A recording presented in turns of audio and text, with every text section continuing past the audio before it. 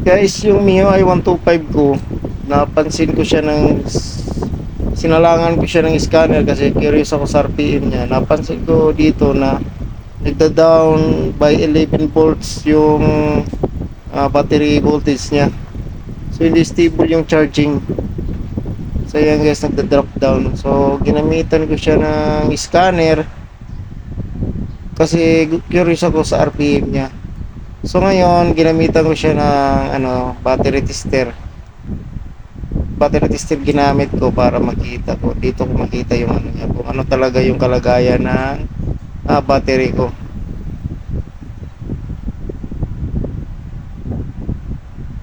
So ayan guys, yung state of charging niya masyadong mababa, 70%. So dapat dito guys, mag 98% yan. So napakababa. So ibig sabihin yung charging niya may problema. Kasi good naman yung battery. Kung titingnan, good yung battery. So papatuloy natin yung test. Ayan, panda rin yung motor.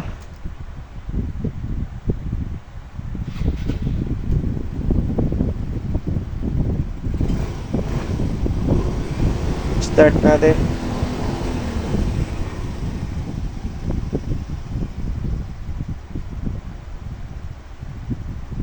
So yan yung lumabas. Cranking low. Continue lang natin.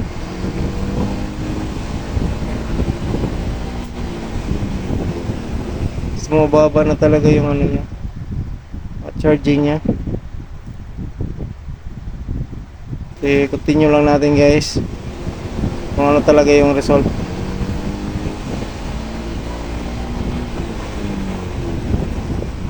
So ayan guys, charging low. Mababa na yung charging niya.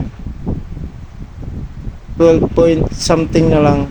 So dapat kasi yan, umabot yan ng 13 to 14. 13 point something to 14.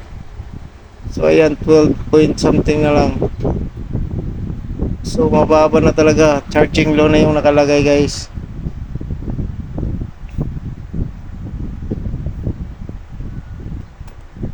So gagawin natin dito guys, tatanggalin ko yung headlight cowling niya para makita yung regulator. Okay sila sa? So ayan guys, ayan na yung regulator niya, pang pang sniper. So magkaiba sila ng sakit, kaya gumawa ako ng dalawang sakit para makabit ko siya. Kasi pang sniper tong kinabit ko. So dati guys, nagka-trouble na to. Nagdikit yung wires. Kaya nagkaroon ng check engine. So ngayon, yung problema na niya, siguro dahil dun sa pagdikit ng wires, kasi nagka-shorted to. Dahil sa init, dumikit yung wires. So dito guys, iti-test ko yung yung stator niya kung goods pa ba, kung buo pa yung windings. Ayan guys, may sign na siya na nasunog nung nagka-short siya. So iti-test natin to kung buo pa ba. Ayan nasunog na siya. Iti-test natin to dito.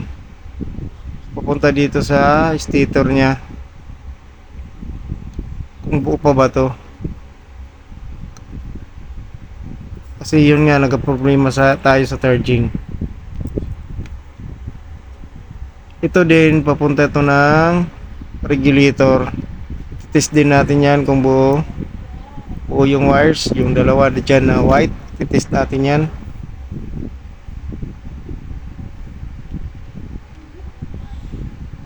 Yung isusunod, yung red wire na papunta din ng regulator socket. Sunod yung negative o yung ground. Yung ground, kahit na sa chassis natin i-test kung mayroon bang ground, o kahit dito may ground ba yung socket. So yan, gamitan natin ng multimeter tester. Unahin natin yung stator. Set muna natin sa ohms. Tingnan natin kung buo ba o may reading ba kahit ano, 1 point something or 0.1 ohms o 0.2 ohms.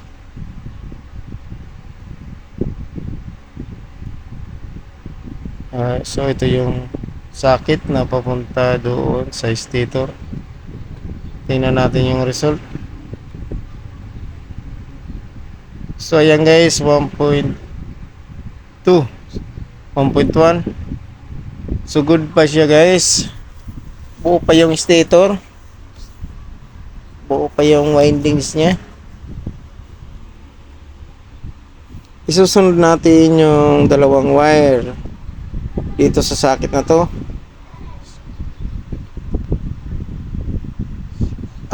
Papunta sa regulator.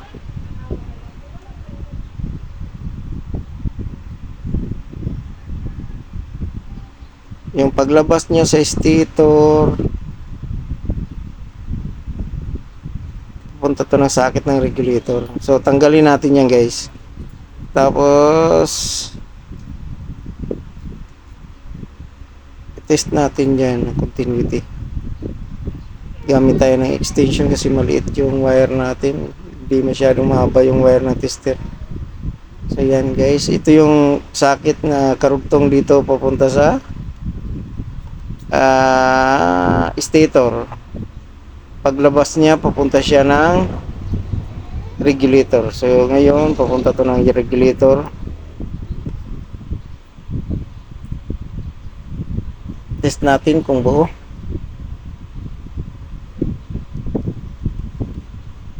Yung dalawang white wires.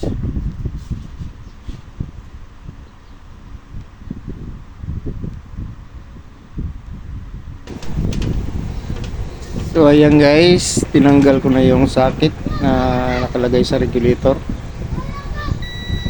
Test natin yung isang wire dyan kung buo. So ayan guys, goods yung continuity nya, 0 0 sa isa. Lipat natin sa isa. Tapos lipat natin yung isa din sa kabila.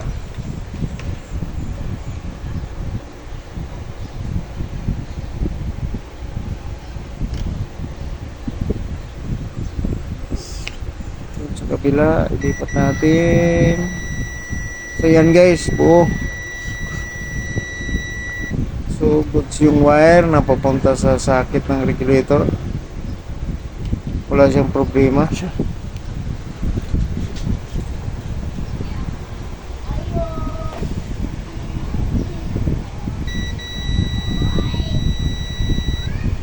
So yan, okay talaga.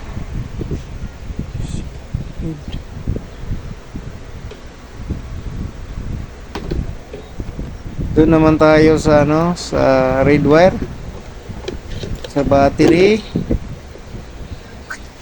papunta dun sa socket. Ito ng regulator. Tingnan natin kung buo to.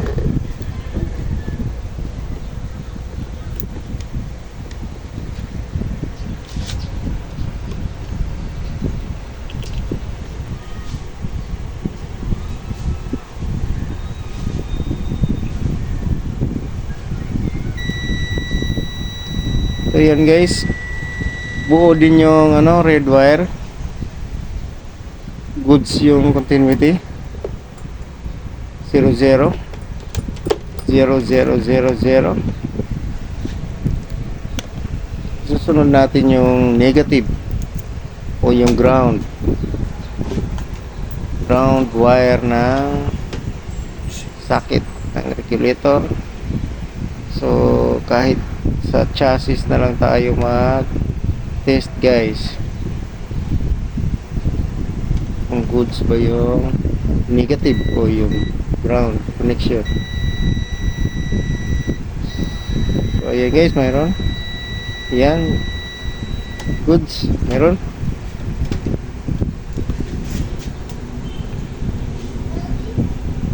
So susunod natin guys yung regulator. Tanggalin niya yung regulator. So ayan, ito na siya guys.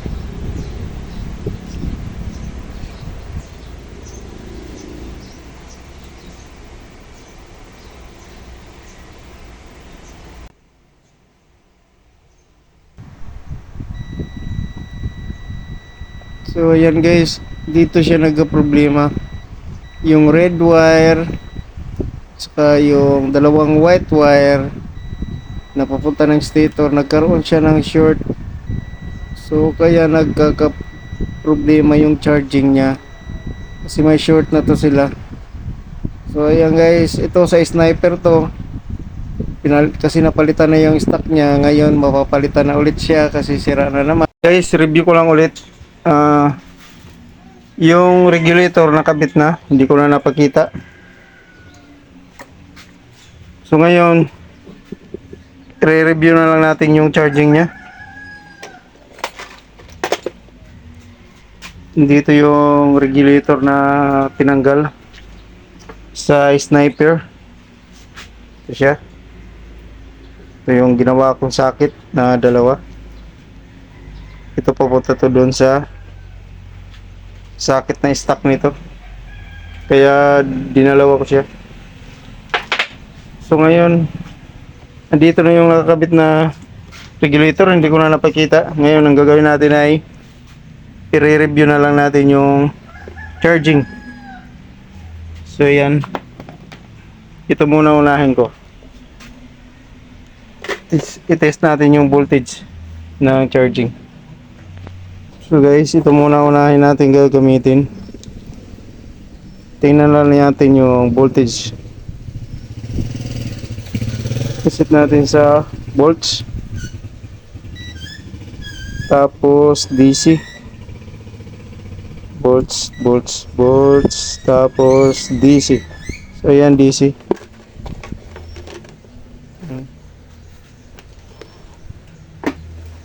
Pander rin natin.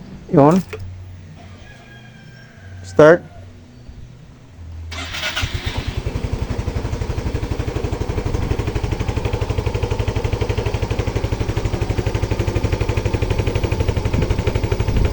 Okay guys, start na.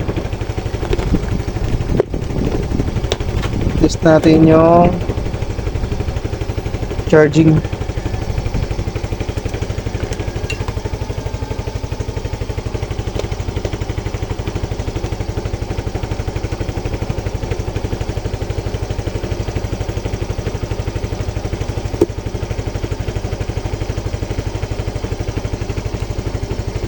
So ayan guys, 14. Ayan, pumapatak ng 14.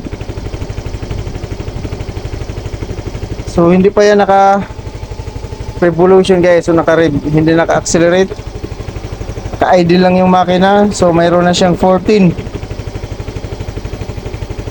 Dapat pag rev natin, pag rev ano lang siya, mag 14 lang, hindi siya tataas. Pwede siya tataas pero konti lang, basta hindi aabot ng 15 volts to 16.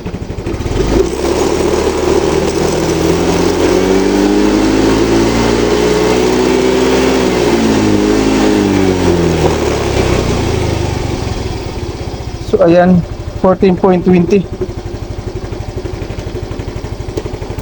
Ayan, patayin muna natin.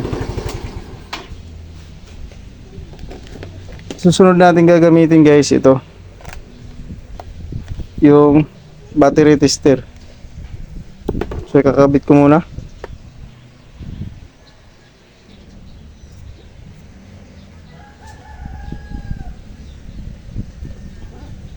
So ayan guys, 12.74.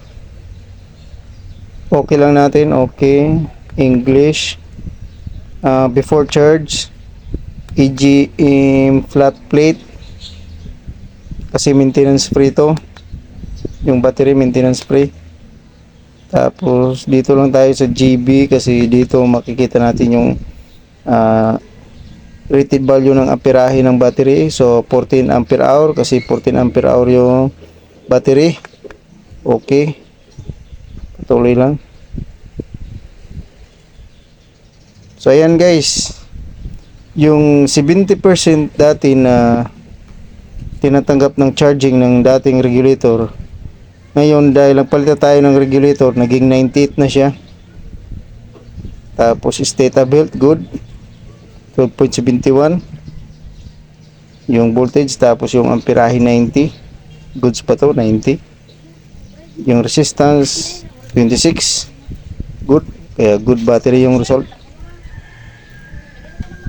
So ayan guys, so dito sa state of charging,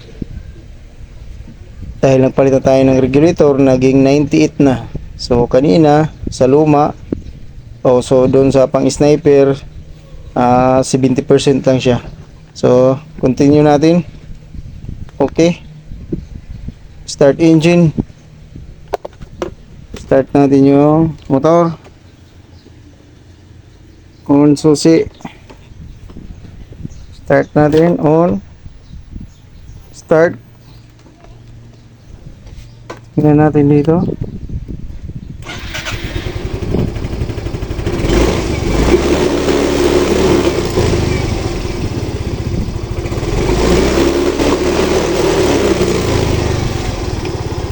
Oh, cranking normal na. So kanina dun sa isa cranking low. So ngayon cranking normal. Okay lang natin, patuloy tayo guys. Charging test. Okay.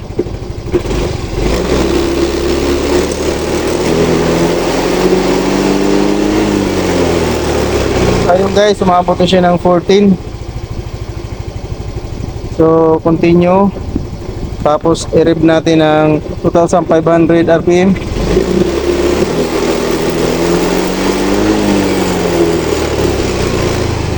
So ayan guys, lumabas charging normal.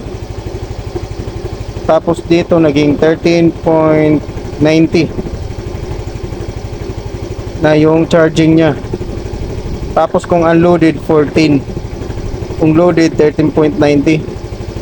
So ayan guys, charging normal. So goods na.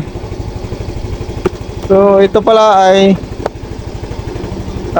yung stock niya, ito yung napalit ko dati, ang sniper. So ngayon napalitan na ulit. So pang ano na, pang MIUI na yung pinalit ko, original. So bali nakakadalawang palit na ako ng regulator. Simula sa stock, dalawa na yung napalitan. Dalawa na yung napalit. Pangalawa to ngayon. Ito pang isa, tapos pang dalawa. So ayan, bali kasama yung stock, nakatatlong regulator na. So ayan guys,